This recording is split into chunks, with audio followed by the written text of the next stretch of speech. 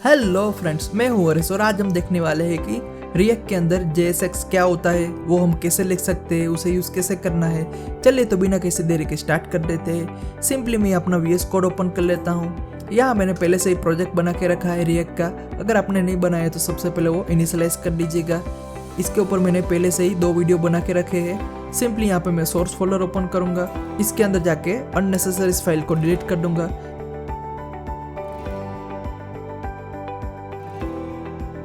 यहाँ पे मैं सिंपली index.js को ही रखता हूँ और यहाँ पे इन सबको भी निकाल देता हूँ। ये 2 लाइन इसकी ज़रूरत नहीं है, CSS की भी ज़रूरत नहीं है अभी।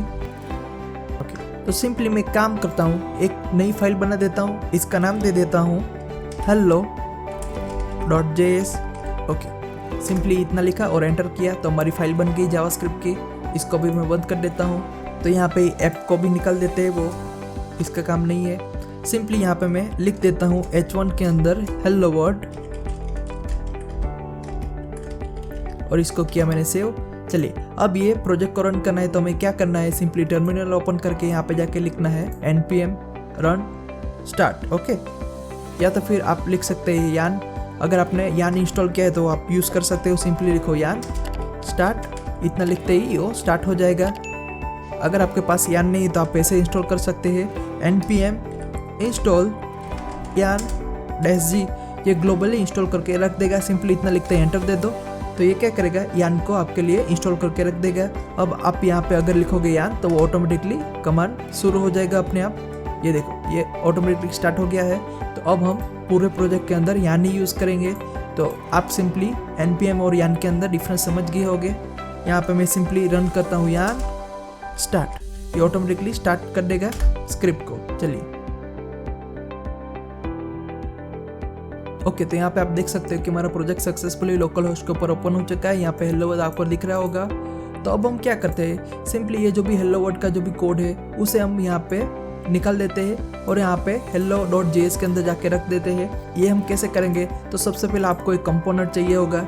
रिएक्ट के अंदर सब चीज़ कंपोनेंट के रूप में होती है फ्रेंड्स। आप एक तरह से लेगो का एक पीस समझ सकते हैं, जो जॉइंट होते होते ये पूरा बिल्डिंग बना सकते हैं। ठीक इसी तरह से यहाँ पे कंपोनेंट को जॉइंट करते करते आप पूरी वेबसाइट बना सकते हैं। यहाँ पे अगर आपको हेलो नाम का कोई कंपोनेंट बनाना है तो आप कैसे कर सकते हो, आपको सिंपली लिखना है यहाँ पे import space react from, simply single quote के अंदर रिएक्ट। ये लिखते ही सेमीकोलन कर दो और कर दो सेव। तो यहाँ पे सबसे पहले आपको रिएक्ट की जो लाइब्रेरी है उसको इंपोर्ट करना पड़ेगा। रिएक्ट के अंदर आप 2 प्रकार से कंपोनेंट बना सकते हो। पहला है क्लास कंपोनेंट और दूसरा है फंक्शन कंपोनेंट। इसके ऊपर हम बाद में चर्चा करेंगे। अभी सिंपली मैं फंक्शन कंपोनेंट आपको बता देता हूँ। यहाँ पे जाके मुझे लिखना है सिंपली फंक्शन स्पेस, ये फंक्शन का नाम, जैसे कि यहाँ पे मैं लिख देता हूँ हेलो, यहाँ पे स्मॉल ब्रैकेट, यहाँ पे कर्ली ब्रैकेट, बस बन गया हमारा फंक्शन। या तो फिर आप कंपोनेंट भी बोल सकते हो। रिएक्ट की भाषा में इसको कंपोनेंट बोलेंगे। अब हमें क्या करना है, सिंपली ये जो भी कोड है हेलो वर्ल्ड का वो हमें यहाँ पे लिखना है। तो ये जो भी जावास्क्रिप्ट का फंक्शन होगा फ्रेंड्स, वो कुछ ना कुछ रिटर्न करेगा। क्या रिटर्न करेगा, सिंपली लिख देते हैं रिटर्न, यहाँ पे स्मॉल ब्रैकेट के अंदर यहाँ पे आपको सिंपली लिखना है H1 हेलो वर्ल्ड। जो हमने वहाँ पे लिखा था वही हमने यहाँ पे लिख दिया और इसको कर देते हैं सेव। तो ये देखो, ये सिंपली इस लाइन में आ गया। अगर आपके पास सिंपली एक लाइन का कोड है तो आप ऐसे लिख सकते हो। अगर आपके पास बहुत सारी लाइन है तो सिंपली आप ये स्मॉल ब्रैकेट के अंदर लिख सकते हो। ओके, आप सेव करोगे तो अपने आप यहाँ पे ले लेगा। अब हमें सिंपली क्या करना है, ये जो भी कंपोनेंट है वो हमें कहाँ पे चाहिए, ये index.js नाम की जो फाइल है इसके अंदर चाहिए।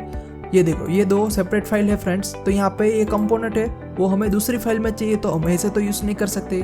तो आपको क्या करना पड़ेगा, सिंपली यहाँ से आपको कंपोनेंट को एक्सपोर्ट करना पड़ेगा। कैसे कर सकते हैं, यहाँ पे सिंपली आपको लिखना है एक्सपोर्ट स्पेस, कंपोनेंट का नाम लिख सकते हो। यहाँ पे अगर आपके पास बहुत सारे कंपोनेंट है तो आप सिंपली यहाँ पे कर्ली ब्रैकेट का यूज़ कर सकते हो। जैसे कि यहाँ पे मैं सिंपली लिखूंगा हेलो और इसको किया मैंने सेव। तो यहाँ पे ये जो भी फंक्शन कंपोनेंट है फ्रेंड्स वो यहाँ पे डायरेक्टली एक्सपोर्ट हो गया। यहाँ से आपने एक्सपोर्ट किया तो यहाँ पे आप इंपोर्ट कर सकते हो। सिंपली यहाँ पे जाके मैं इसको इंपोर्ट कर लेता हूँ। यहाँ पे कमेंट ऐड कर देते हैं हेलो कंपोनेंट। ओके, ये कमेंट लिखने की हैबिट आप पहले से ही रखो, ये बहुत काम आएगी। सिंपली इंपोर्ट करना है तो आप लिख सकते हो इंपोर्ट कीवर्ड इंपोर्ट स्पेस, यहाँ पे आप कर्ली ब्रैकेट लिखो, यहाँ पे लिखो फ्रॉम सिंगल कोट के अंदर आपको फाइल कहाँ पे मिलेगी, आपको करंट डायरेक्टरी के अंदर मिलेगी। तो आपको सिंपली लिखना है ./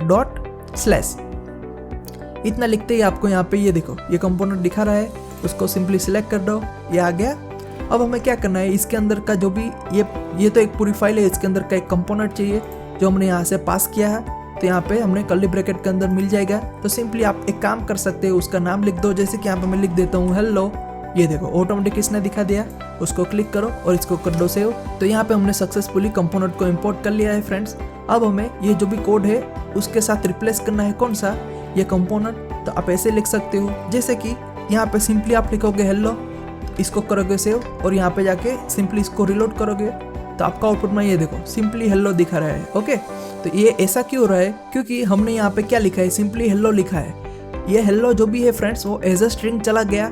यहाँ पे हमें स्ट्रिंग नहीं चाहिए, हमें पूरा कंपोनेंट पास करना है। तो कंपोनेंट और स्ट्रिंग दोनों में से आप अलग कैसे कर सकते हो, सिंपली आपको कंपोनेंट यूज करना है तो आप टैग का यूज कर सकते हो। जैसे कि आप स्टार्ट करो टैग, इसके अंदर लिख दो कंपोनेंट का नाम, यहाँ पे टैग को और कर दो, सिंपली इतना करो और कर दो सेव।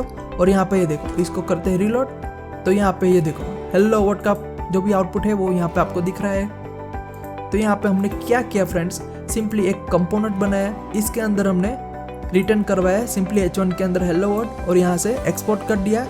इस फाइल के अंदर हमने इंपोर्ट कर दिया और यहाँ पे डायरेक्टली लिख दिया उसका नाम, कहाँ पे, टैग के अंदर। कोई भी कंपोनेंट होगा तो आपको सिंपली टैग यूज करना है, ये मत भूलिएगा। अब आप बोलोगे कि यहाँ पे ये जो इंपोर्ट किया है फ्रेंड्स, ये दो कोड, तो उसके अंदर तो हमने कर्ली ब्रैकेट नहीं लिखा है, तो हमने यहाँ पे क्यों कर्ली ब्रैकेट लिखा है। अगर आपको यहाँ पे कर्ली ब्रैकेट नहीं लिखना है तो आप वो भी कर सकते हो। कैसे कर सकते हो, जैसे कि हमारे पास बहुत सारे कंपोनेंट है, जैसे कि यहाँ पे मैं लिख देता हूँ फंक्शन हरेश स्मॉल ब्रैकेट, यहाँ पे कर्ली ब्रैकेट और इसके अंदर मैं रिटर्न करवा रहा हूँ सिंपली HTML का कोड। जैसे कि H1 के अंदर लिख देता हूँ हेलो फ्रॉम हरेश, इसको क्या सेव, वापस यहाँ पे दूसरा फंक्शन बना देते हैं फंक्शन प्रशांत स्मॉल ब्रैकेट कर्ली ब्रैकेट। तो अब हमारे पास कितने कंपोनेंट है फ्रेंड्स, टोटल 4 कंपोनेंट हो गए। पहला है हेलो, दूसरा है हरेश, प्रशांत, मोहित।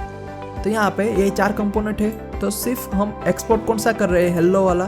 तो अगर आपको ये 3 कंपोनेंट यहाँ पे चाहिए तो आपको ये से डायरेक्ट नहीं मिलेगा। ये देखो सिंपली यहाँ पे जाके मैं करता हूँ कॉमा और यहाँ पे स्पेस दे देता हूँ।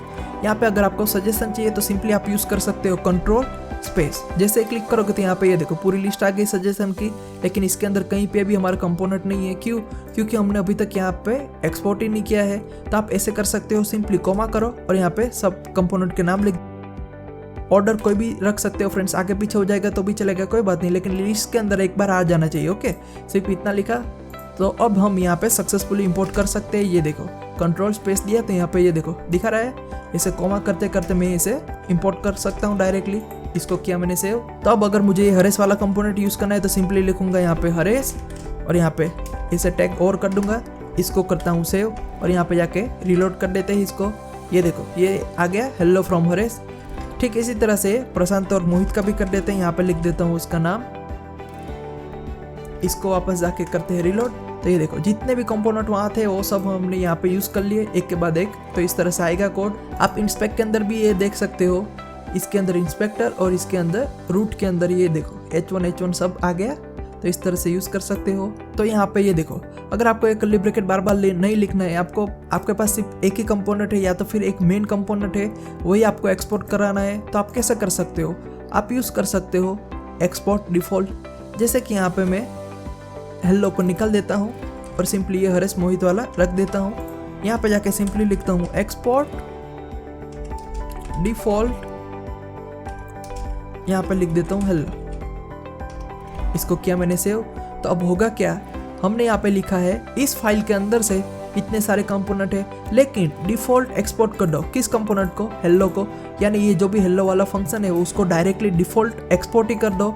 यानी वहाँ पे आपको इसका नाम लिखने की ज़रूरत नहीं है, वो डायरेक्टली डिफ़ॉल्ट उसको ले लेगा।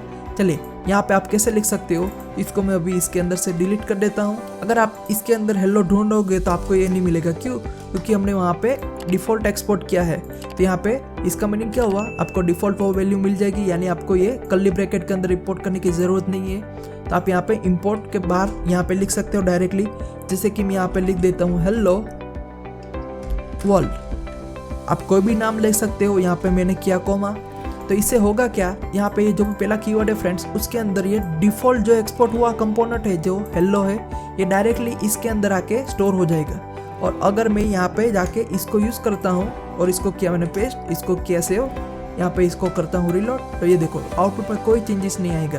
तो यहाँ पे अगर मैं ये सब कंपोनेंट निकाल देता हूँ, ये देखो ये सब निकाल दिया मैंने, तो यहाँ पे ये एक्सपोर्ट भी नहीं करना है। यहाँ पे जाके सिंपली इतना लिखता हूँ एक्सपोर्ट डिफ़ॉल्ट हेलो। तो ये क्या करेगा, डिफ़ॉल्ट कौन सा कंपोनेंट एक्सपोर्ट करेगा, ये हेलो वाला। तो आपको डायरेक्टली डिफ़ॉल्ट यहाँ पे हेलो के अंदर मिल जाएगा। तो यहाँ पे उसका नाम लिखने की ज़रूरत नहीं है, आप सिंपली एलियासिंग कर सकते हो, यानी जो कंपोनेंट है उसका नाम लिखना है तो वो भी लिख सकते हो, या तो फिर दूसरा नाम लो, उससे कोई फ़र्क नहीं पड़ने वाला। सिंपली यहाँ पे जो लिख रहे हो फ्रेंड्स वही यहाँ पे नीचे आपको यूज़ करना है। तो इस तरह से आप यूज़ कर सकते हो। इसको किया मैंने सेव, ये देखो इसको रिलोड करते हैं। तो यहाँ पे ये देखो ये एरर दिखा रहा है, क्यों? क्योंकि हमने ये कंपोनेंट था उसको तो डिलीट कर दिया है, तो अब ये कहीं से मिल नहीं रहा। तो यहाँ पे निकाल देते हैं इसका कोड और देखते हैं यहाँ पे उसका आउटपुट। ओके, आ गया आउटपुट। तो इस तरह से आप यूज़ कर सकते हो। चलिए तो अब यहाँ पे JSX के बारे में देखते हैं। तो ये जो भी कंपोनेंट है वो डायरेक्टली डिफ़ॉल्ट एक्सपोर्ट हो रहा है और यहाँ पे इंपोर्ट होके प्रिंट हो रहा है। तो अब ये index.js की कोई काम नहीं है, वो डायरेक्टली यहाँ से आप जो भी रिटर्न करोगे तो वो यहाँ पे आपको आउटपुट में दिखा देगा। तो चलिए अब देखते हैं JSX क्या होता है। JSX का मीनिंग होता है फ्रेंड्स जावास्क्रिप्ट XML, यानी आप HTML एंड जावास्क्रिप्ट दोनों का कोड एक ही साथ लिख सकते हो। कैसे लिख सकते हो, जैसे कि यहाँ पे आप देख सकते हो कि रिटर्न के अंदर आपको क्या लिखना है, सिंपली HTML का टैग, यानी आपको जो भी आउटपुट के अंदर HTML का चाहिए वो आप लिख सकते हो रिटर्न के अंदर। आपको कोई जावास्क्रिप्ट का लॉजिक लिखना है तो वो आप यहाँ पे रिटर्न के ऊपर लिख सकते हो। जैसे कि यहाँ पे मैं लिख देता हूँ variable name equal to double quote के अंदर लिखा मैंने हरेश और इसको किया मैंने सेव। तो ये देखो ये पूरा जावास्क्रिप्ट का फंक्शन ही है फ्रेंड्स, उसके अंदर मैंने वेरिएबल डिक्लेयर किया। अब मुझे क्या करना है, सिंपली यहाँ पे मुझे दिखाना है हेलो हरेश। तो यहाँ पे ये देखो ये जो वर्ल्ड है वो तो स्टैटिक है, तो यहाँ पे आप चेंज कर सकते हो डायरेक्टली नाम और इसको किया मैंने सेव। अब हो क्या रहा है, मैंने यहाँ पे जो लिखा है वो डायरेक्टली यहाँ पे चेंज हो रहा है। ये देखो ऑटोमेटिकली रिलोड हो रहा है। तो यहाँ पे इसकी जगह मुझे क्या प्रिंट करवाना है, इस वेरिएबल नेम की वैल्यू। तो यहाँ पे मैं सिंपली यूज़ कर सकता हूँ कर्ली ब्रैकेट, और इस कर्ली ब्रैकेट के अंदर मैं नाम लिख दूंगा वेरिएबल का जो है नेम, सिंपली लिखा नेम और कर दिया सेव। तो ये देखो कोई चेंजेस नहीं हुआ आउटपुट में, क्यों? क्योंकि पहले से ही यहाँ पे हो क्या रहा है, वेरिएबल नेम की वैल्यू है हरेश, तो यहाँ पे हेलो वेरिएबल नेम के अंदर है हरेश, तो यहाँ पे हरेश ऑटोमेटिकली आ रहा है। यहाँ पे अपना नाम निकाल देता हूँ और लिखता हूँ इंडिया और इसको किया मैंने सेव। तो होगा क्या, यहाँ पे नेम वेरिएबल की वैल्यू हो जाएगी इंडिया, तो यहाँ पे हेलो इंडिया ऐसा ऑटोमेटिकली आउटपुट आ जाएगा। ये देखो, तो इस तरह से आप जावास्क्रिप्ट एंड HTML दोनों को एक साथ ज्वाइंट कर सकते हैं। अगर आपको यहाँ पे कोई कंडीशन लिखनी है तो वो भी आप लिख सकते हो। कैसे लिख सकते हो, सिंपली इसको मैं डिलीट कर देता हूँ। यहाँ पे लिखता हूँ where age equal to 12, simply एक वेरिएबल बनाया जिसका नाम दे दिया एज। यहाँ पे लिखता हूँ if age is greater than और इक्वल टू 80, देन यहाँ पे मैं सिंपली लिखूंगा रिटर्न, यहाँ पे HTML का कोड लिखना है, H1 के अंदर लिख दूंगा यू कैन ड्राइव, और यहाँ पे मैं एल्स में सिंपली लिख दूंगा एल्स रिटर्न, H1 के अंदर लिख दूंगा यू कांट ड्राइव। अब यहाँ पे लॉजिक देखो फ्रेंड्स, एज की वैल्यू कितनी है, 12 है, यानी यहाँ पे ये इफ कंडीशन तो गलत हो जाएगी, तो डायरेक्टली चला जाएगा एल्स के अंदर और यहाँ पे रिटर्न क्या करेगा, सिंपली यू कांट ड्राइव। तो यही चीज़ आपको यहाँ पे दिख जाएगी, ये देखो यू कांट ड्राइव। तो इस तरह से आप जावास्क्रिप्ट और HTML को मिक्स कर सकते हैं। यहाँ पे आप देख सकते हो कि सिंपली इस जगह पर आपको ये चेंजेस मिल रहा है, दूसरा जो भी कोड है वो तो सेम टू सेम है। तो आप एक काम कर सकते हो, आप सिंपली टर्नरी ऑपरेटर भी इसके अंदर यूज़ कर सकते हो। जैसे कि यहाँ पे ये निकाल देता हूँ और इसके अंदर मैं कर्ली ब्रैकेट लिखता हूँ। कर्ली ब्रैकेट के अंदर आप सिंपली जावास्क्रिप्ट का कोड लिख सकते हैं। तो यहाँ पे मैं सिंपली लिखूंगा एज इज, यहाँ पे इफ लिखने की जरूरत नहीं है, हम टर्नरी ऑपरेटर यूज़ कर रहे हैं। एज इज ग्रेटर देन और इक्वल टू 80, अगर एज 18 या तो फिर उससे ज़्यादा है तो यहाँ पे क्वेश्चन मार्क, अगर ज़्यादा है तो क्या दिखाना है, कैन। ओके, अगर नहीं है तो यहाँ पे जेम के बाद लिखना है कांट और इसको किया मैंने सेव।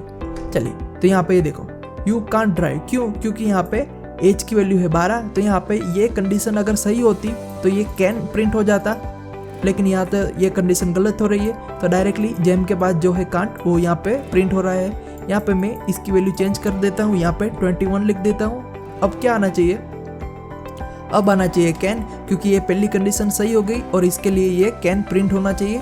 ये देखो यू कैन ड्राइव। तो इस तरह से आप टर्नरी ऑपरेटर भी यूज़ कर सकते हैं। चलिए एक और एग्जांपल देख लेते हैं लास्ट। यहाँ पे एक वेरिएबल डिक्लेयर कर देते हैं। चलिए एक और एग्जांपल देख लेते हैं लास्ट वाला। यहाँ पे वेरिएबल डिक्लेयर कर लेते हैं। तो अब हमें क्या करना है, सिंपली इन तीनों को कंपेयर करना है और देखना है कि कौन सी वैल्यू ज़्यादा बड़ी है। जैसे कि बिगेस्ट नंबर इसके अंदर होगा 30, यानी ये सबसे बड़ा है। तो सिंपली हमें आउटपुट में चाहिए बिगेस्ट नंबर इज 30। तो आप कैसे कर सकते हो, सिंपली यहाँ पे लिखो if a is greater than और equal to a is greater than b and a is greater than c। यहाँ पे else if b is greater than c and b is greater than a। यहाँ पे curly bracket, यहाँ पे last में आएगा else if c is greater than a and c is greater than b। आप कोई भी कंडीशन लिख सकते हो, अल्टरनेट हो जाएगी तो चलेगा। तो इस तरह से मैंने अपना लॉजिक लिखा है। तो लास्ट में मैं लिख दूंगा एल्स। यहाँ पे कब आएगा, जब ये तीनों की वैल्यू इक्वल होगी। तो यहाँ पे सिंपली अगर ये कंडीशन सच हो जाएगी तो a सबसे बड़ा हो जाएगा। तो सिंपली मैं करूँगा रिटर्न डबल कोट के अंदर h1 टैग के अंदर। यहाँ पे मैं सिंपली लिखूंगा h1। वेरिएबल a की वैल्यू बड़ी है तो मैं सिंपली ऐसा लिखूंगा।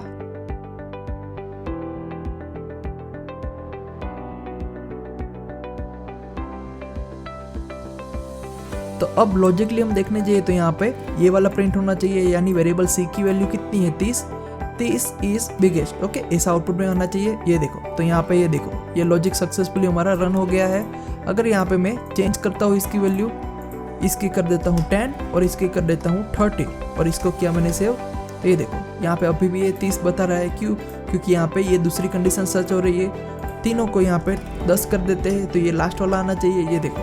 ओके, तो यहाँ पे ये अलग अलग आपको लिखना पड़ेगा। यहाँ पे a,